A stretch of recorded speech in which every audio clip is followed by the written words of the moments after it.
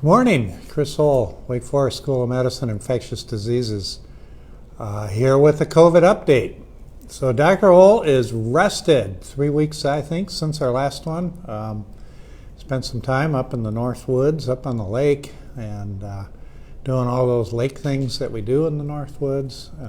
But I'm back and raring to go as we get into the fall. So summer's almost over. Labor Day coming up, school starting next week for most public schools. Some have started already.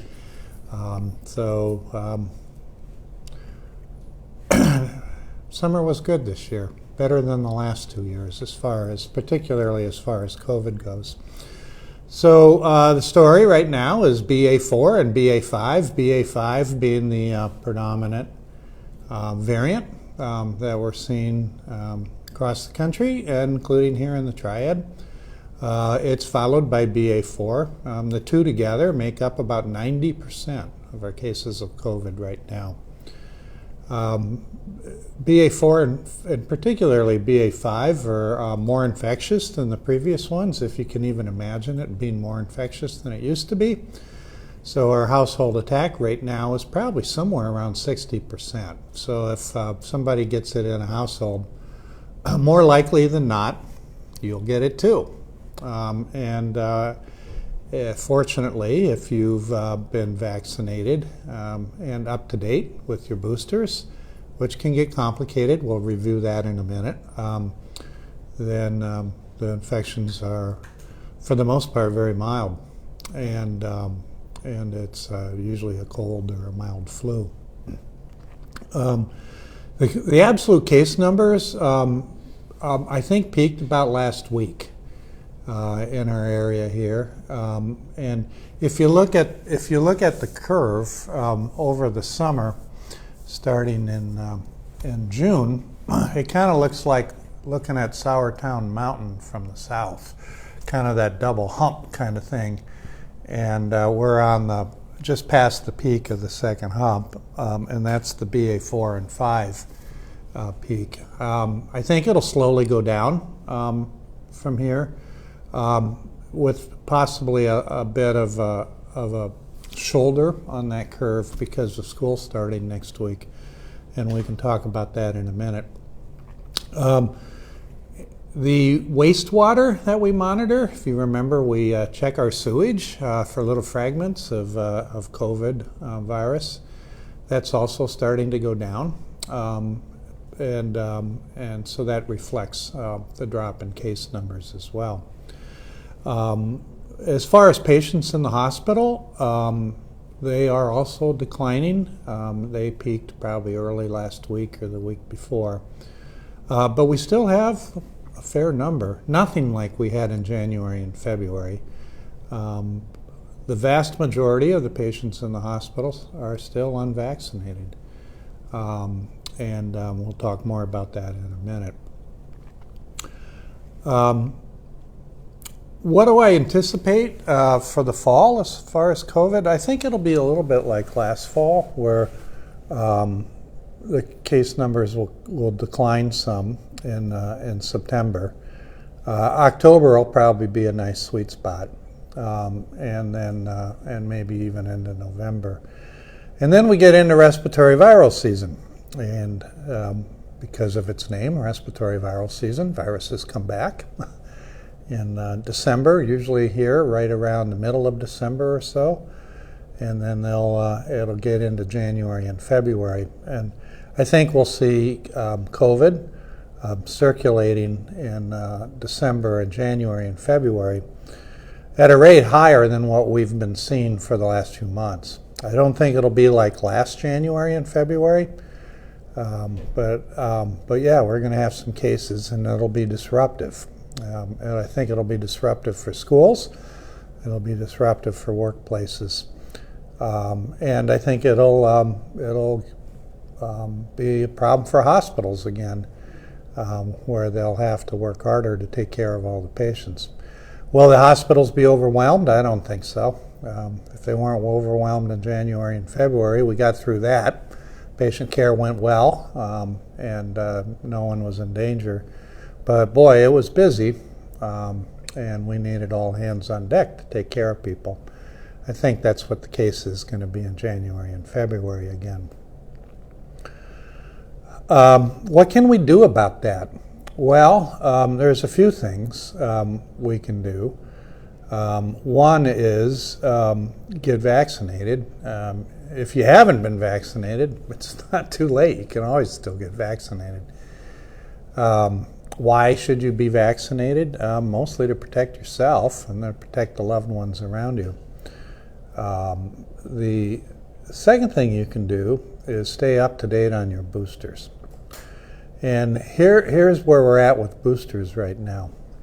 The current is that if you're over the age of 50, or if you have underlying medical problems, you should have had a second booster.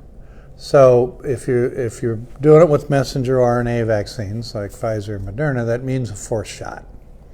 Other people who might want to consider getting a fourth shot are people who are going to be traveling or people who are going to be at higher risk of exposure, and if that exposure would be really disruptive. If you have loved ones in your home or people that you're around and they have underlying illnesses, you might want to get boosted to protect them. Technically, the FDA hasn't approved a fourth shot for under the age of 50 for otherwise healthy people, but people have been finding a way to get it. If you're otherwise healthy and you're under the age of 50 and you've had 3 shots, should you get a fourth shot now? Probably not. I'd probably wait, and I would wait until this fall.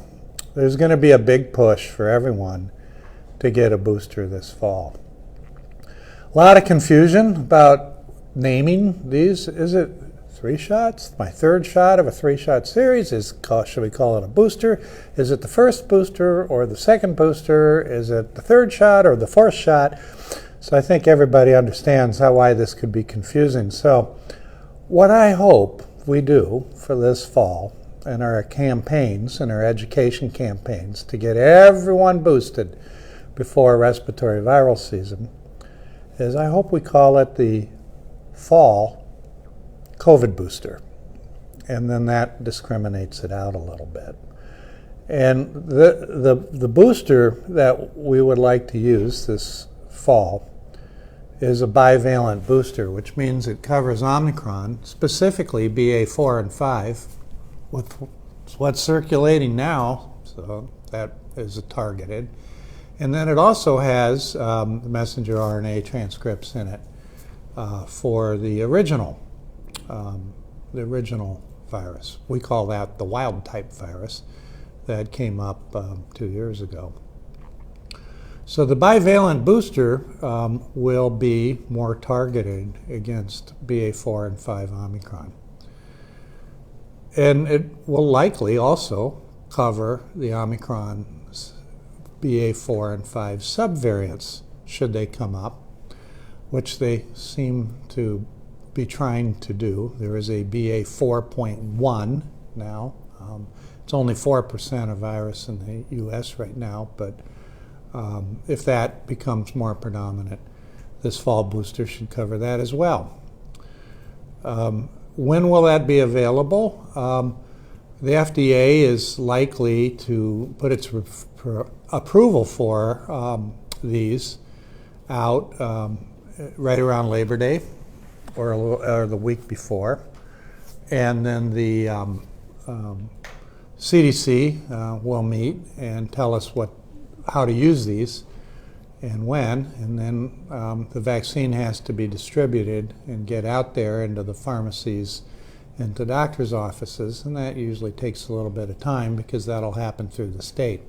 So it'll be a little bit of a replay if you remember how originally the vaccine rolled out, where when it was kind of in short supply during the first few months, and we had a way of distributing and rationing, so to speak. I don't think it'll be as prolonged. I don't think it'll be as in short supply. Both Moderna and Pfizer say it'll be enough to vaccinate everyone this fall. But it'll likely be the end of September, first part of October when then these will be available. A few open questions yet as to who should get that this fall.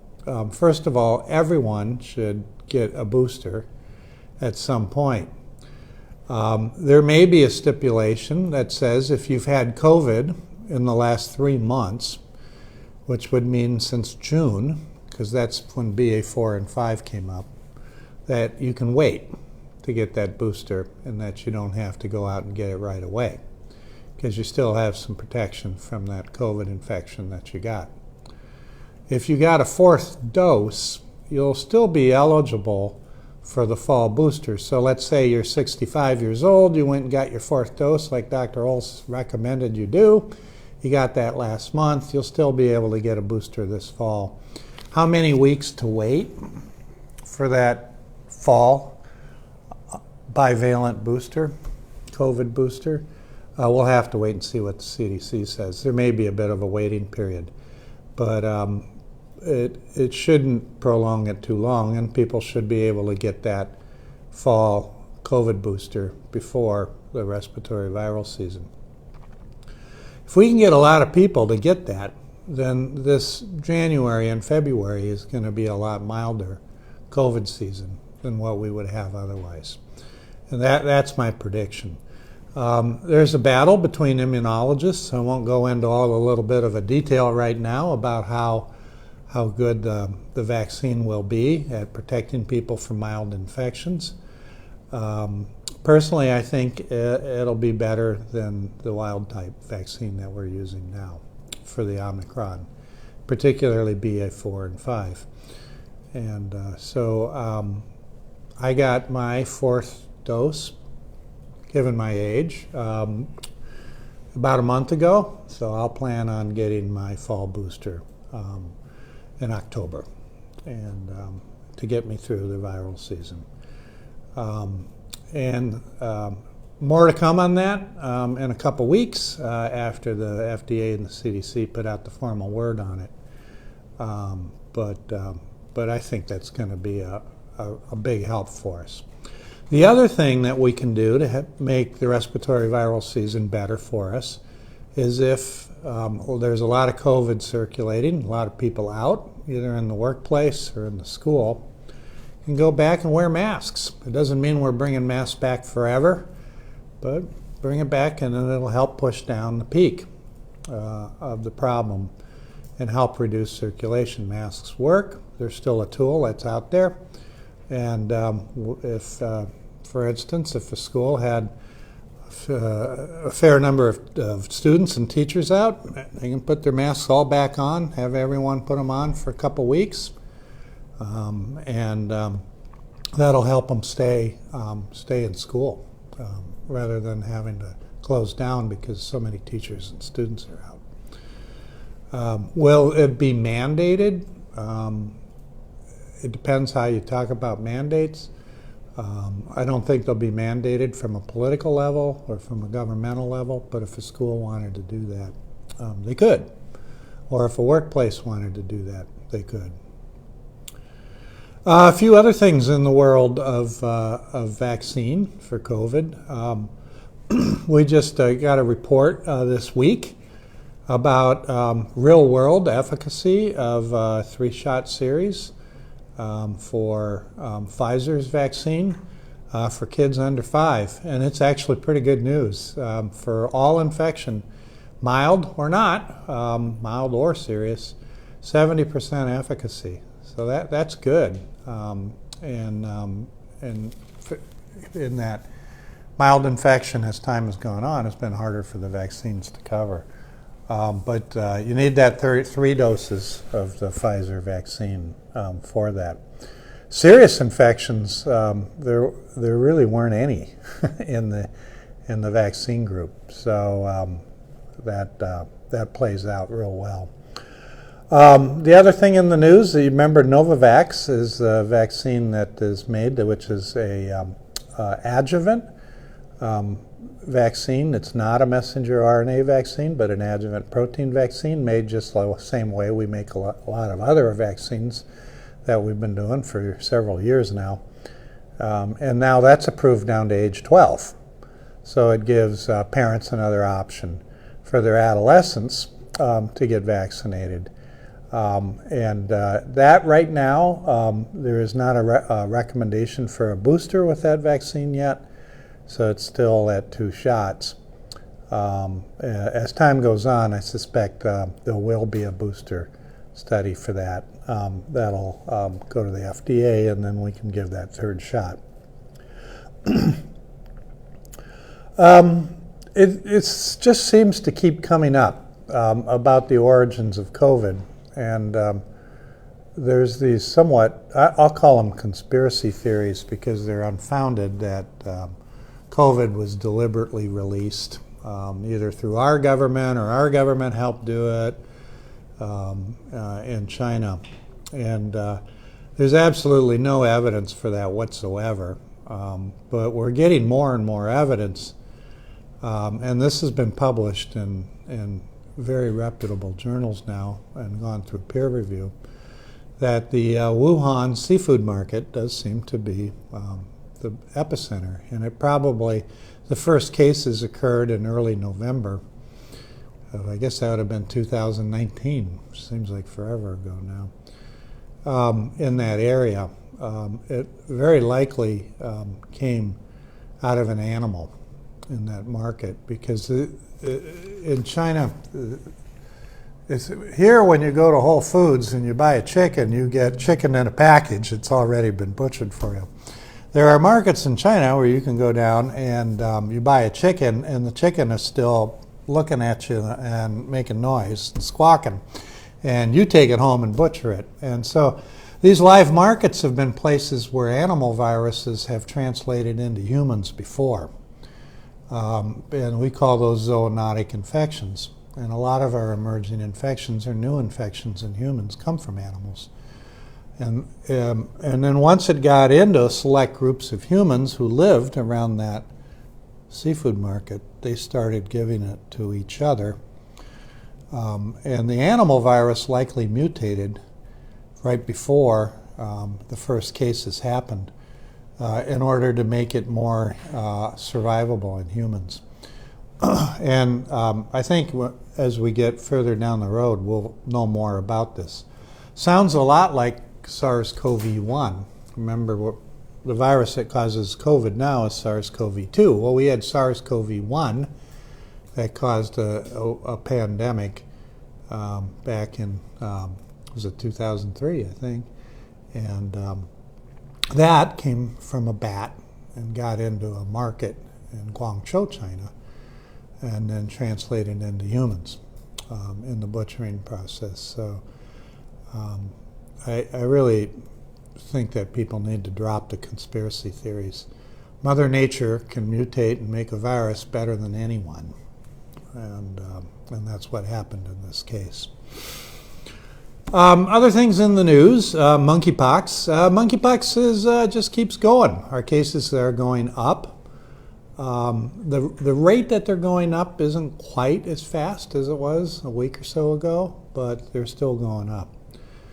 It's still largely in men who have sex with men, particularly promiscuous men who have sex with men, and about 40% now across the U.S. Who are getting monkeypox also have HIV, and that's the population we're seeing it in.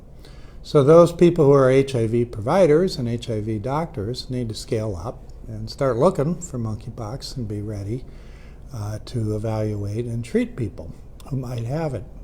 Fortunately, we have a vaccine for monkeypox, and it's what we call a replication incompetent live virus vaccine, which means it can't spread. And it was originally developed for smallpox, but works for monkeypox also, it looks like. And if somebody gets that vaccine within 4 or 5 days after being exposed to monkeypox, it prevents the infection from happening. And if they get it before being exposed, it prevents it from happening. So here in North Carolina, we're trying to get vaccinated the highest risk groups, which are men who have sex with men, particularly those who are promiscuous or have HIV and are sexually active. And so that vaccination campaign is going on. So that's the good news. The bad news is there's not a lot of that vaccine yet, because we hadn't stockpiled it quite yet, and numbers enough to be using it for monkeypox. So just recently, more and more states are going to using that vaccine. Rather than putting a big needle in the muscle to give the vaccine, we're taking a small little bee stinger needle and putting it into the skin. We call that intradermal vaccination. And you can use a lot less vaccine to do that way.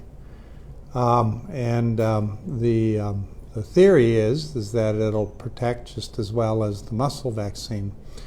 We should know very quickly whether or not that is indeed the case. But they're making more and more vaccines, so maybe by the end of the year we'll have enough.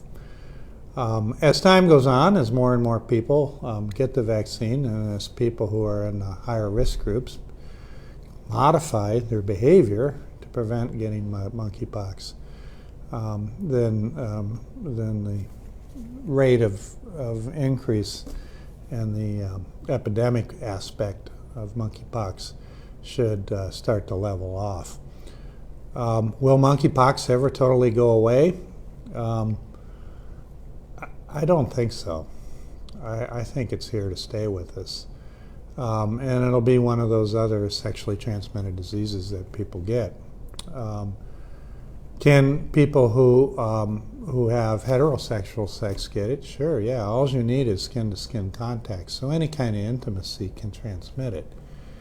So as time goes on, I think we'll be seeing more women getting it and more people getting it through close contact, skin-to-skin contact.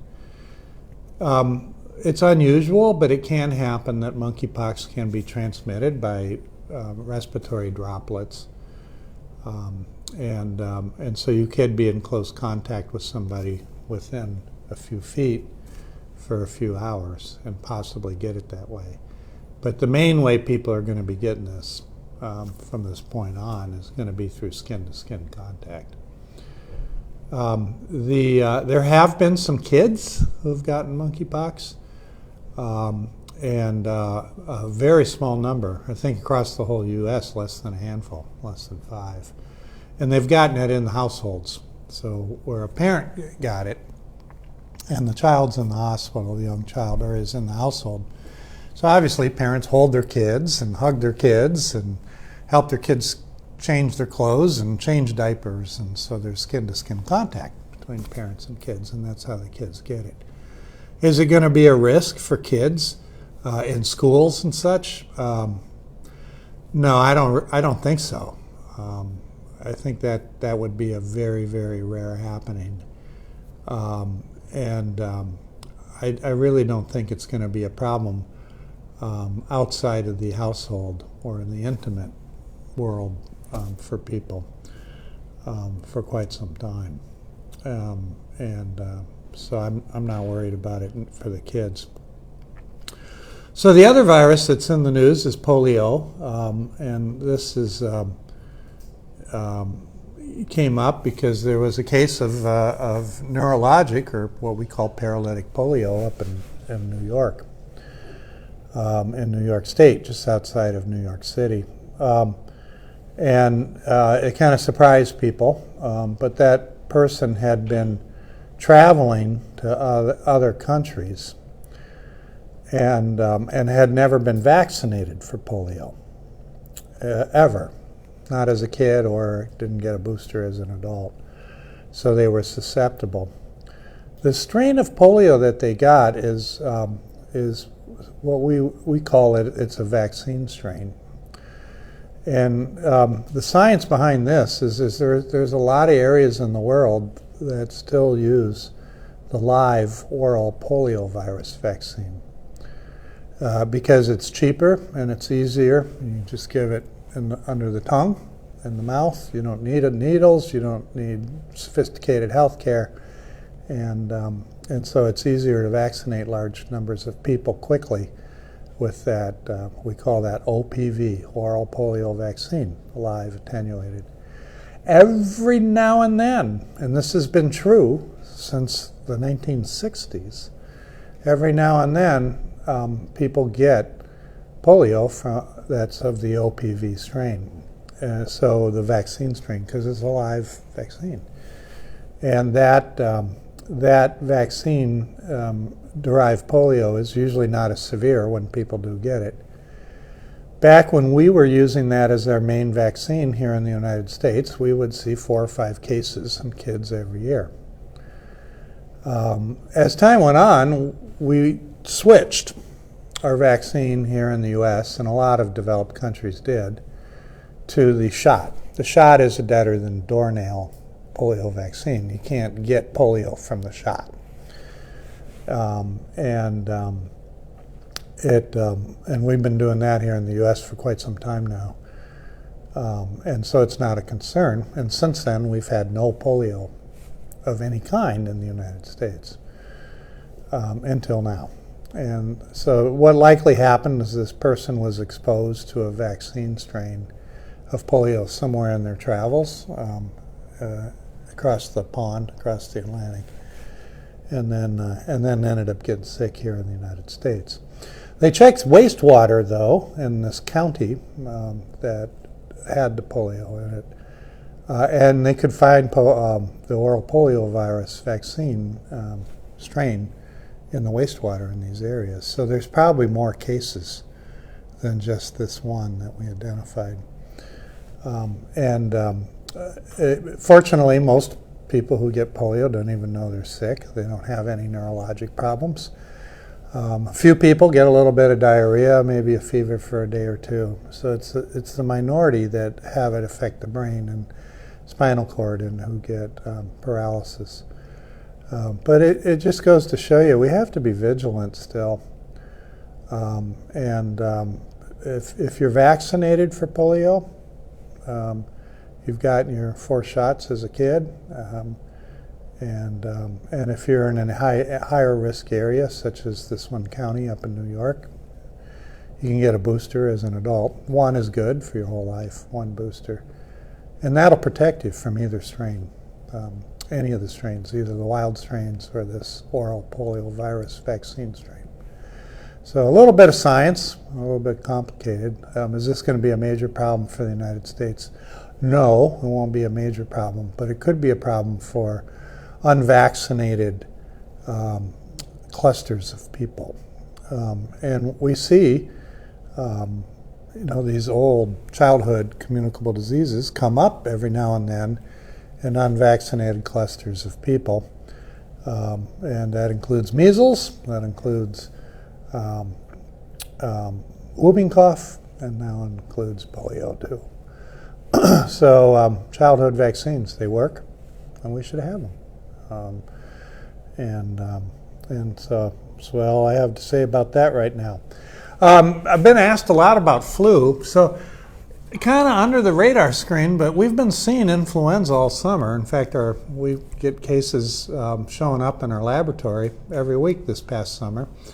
Heard about an outbreak actually in a summer camp not too far from here last week of influenza, good old the flu. So yeah, it's still around. How's flu season going to be this year? Hard to know. Since COVID's been the big elephant in the room, flu kind of has to peek around the elephant. Last year, if you remember, Wake Forest University, we had more cases in the fall of flu than we did COVID. It'll be here. And the flu vaccine is out now. It's available. I see the signs in some pharmacies, and I know the doctors are starting to get it. So ask your doctor or head down to the pharmacy and get a flu shot too. You can get the flu shot and you'll be able to get that bivalent COVID fall booster at the same time. 1 in each arm. And that's a perfectly fine thing to do. So So flu will be around. I don't know whether it'll be a really nasty flu year or a really easy flu year. We'll just have to see. I got a few questions, and this is that we solicited from the last time we were on. Joe wants to know, how do you think the first weeks of school will go? I think, the kids are coming back to school, and largely they won't be wearing masks, and they will come back and they will be giving each other COVID, because our kids have been getting COVID all summer. And once they get together in the schoolroom, there'll be school transmission of COVID occurring. How can you protect your child from getting COVID as school starts? One is if you can get them vaccinated. If they've been vaccinated, particularly recently, in the few months before the school starts, it's a good chance they won't get it at all. If they do get it, it'll be a mild cold. If they've had the Pfizer vaccine and only got 2 doses of it, then get them a third. And that's available now down to age 5. If they are under 5, you can get them vaccinated. With Pfizer, it's a 3-shot series. With Moderna, it's a 2-shot series. And it's not too late to do that. So that's a good start. Masking, if you want, if your child particularly has asthma or some other illness, in the first couple weeks of school, they can wear a mask. It's still mask optional is okay. But I don't know of any school districts that are mandating masking in our area here.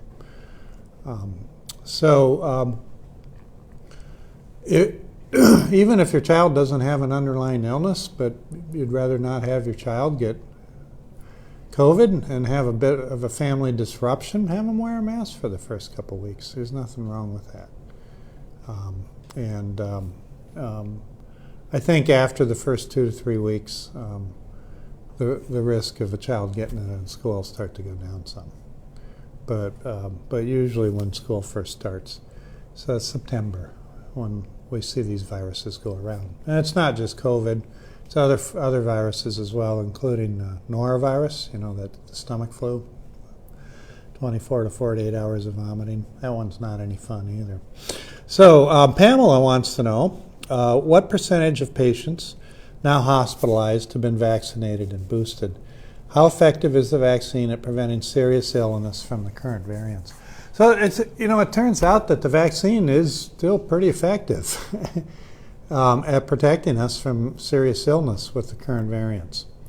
When I looked this morning at our hospital numbers, roughly it's about maybe high 80s, 88% maybe. Are unvaccinated of the people with COVID in our hospital. So 12% are vaccinated. The people who have been vaccinated who end up getting hospitalized because of COVID tend to be older, usually over the age of 70, or have underlying illnesses, particularly if they're immunocompromised. For those people, that's why I'm out there saying, for those people, the 4th dose, that the second booster, some call it, is a good idea, and I think I'd get that now for those people.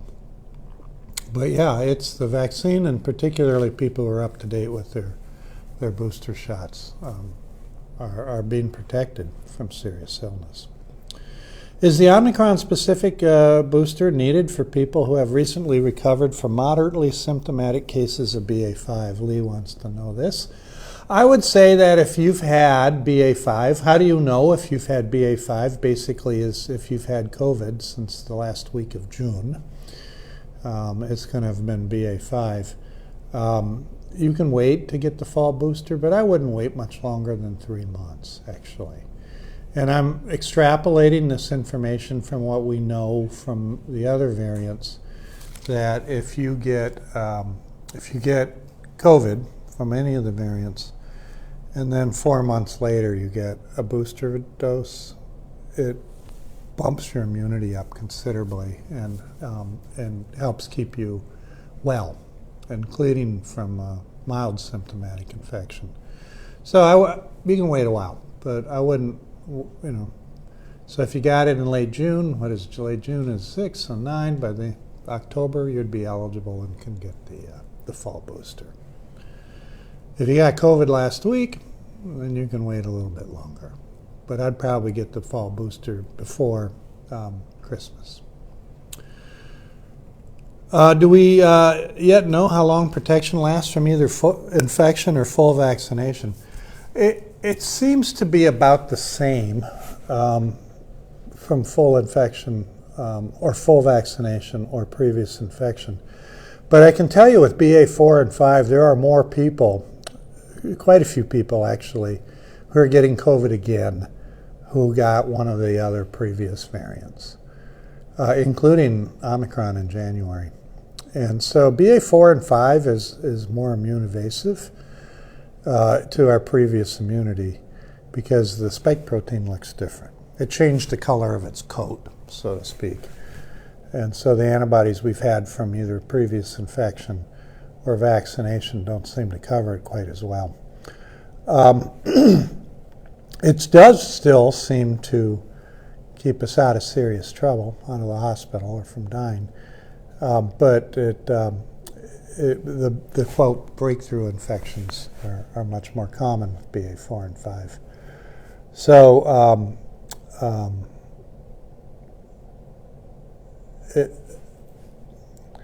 that's why I'm a big proponent of this bivalent fall booster and for everyone to get it when it comes out.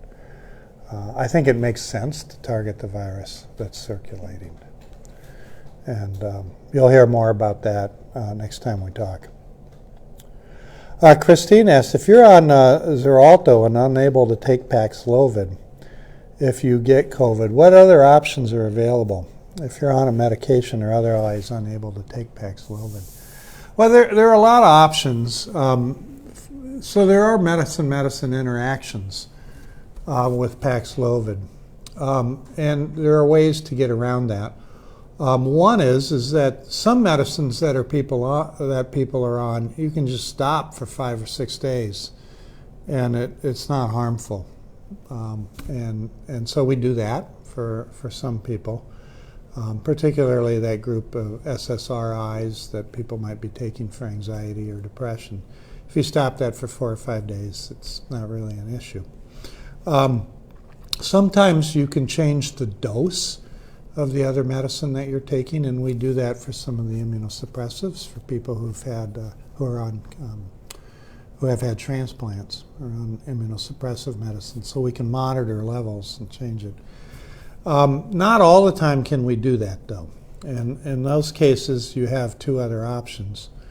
One is to take Malnuparavir, which is another antiviral, which is sort of the second-line antiviral.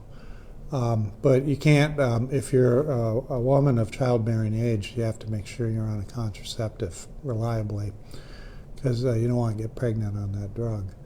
But that's an option, and we've done that sometimes. And then the third option is there's still one monoclonal antibody that seems to have some activity against BA4 and 5. And then lastly, there's an intravenous medicine called remdesivir that we use mostly for people in the hospital, but that can be set up to give to people in outpatient infusion centers. So there's other options if you can't take Paxlovid. So that's all I have for the questions on the paper. Any other questions that have come through? So Stephanie just asked, so she's had 2 shots of Johnson & Johnson, and she's only able to take J&J due to severe allergies. What should she do as far as boosters? So disclaimer, I don't give personal medical advice. in this realm. But if you've been doing J&J vaccine and you've had two, we don't usually give a third J&J vaccine because it wasn't ever FDA approved for that. Once the J&J vaccine is off of EUA and gets full approval, you can do it off-label though. So that's one option, is just to get a third one of those. The other thing that sometimes people have severe allergies is see an allergist and see if there's a way to get around the allergy. And that I've done a few times. And then lastly, and it would be also off-label, but you could consider Novavax's vaccine, which is made and packaged in a different way. So if you've had a severe allergy to a messenger RNA vaccine, it doesn't cross as easily. So those are all possibilities for you to talk to your doctor about. But if you've had two J&Js,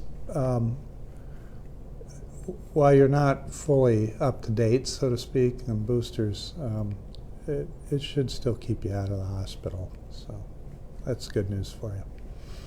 Other questions? Yeah, I have a couple.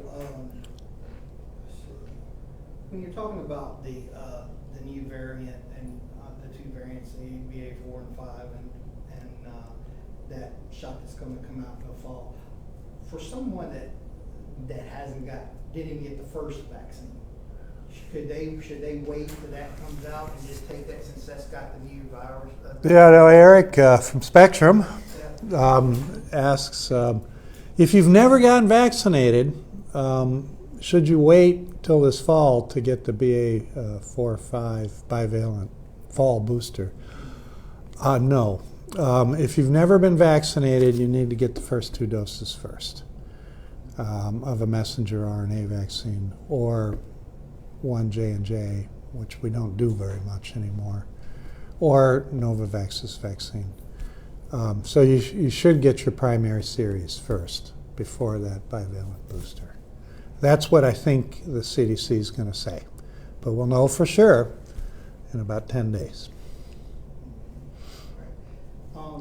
Another thing, going back to the monkeypox stuff, I don't think you mentioned too much about it. How is North Carolina doing in that? I mean, yeah, North Carolina for monkeypox. So, I mean, we're having monkeypox in North Carolina. The big states are New York, California, Texas, and I'm missing one, but Georgia maybe, yeah. But anyway, North Carolina. When I looked yesterday, we had somewhere between 200 and 300. I forget the exact number, and all but a couple have been in men here in North Carolina, and we're running about 40% also in our HIV population. So I think the county that's seen the most in North Carolina, and it makes sense, is Mecklenburg, bigger city, more monkeypox. So we've had a few cases here in Forsyth County. There's more in Guilford. Again, it's a bigger city. So yeah, we're seeing it.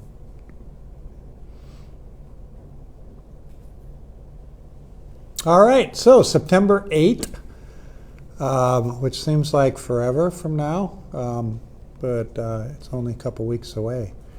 So we'll see you back then, and we'll talk about a lot more about the fall Omicron booster.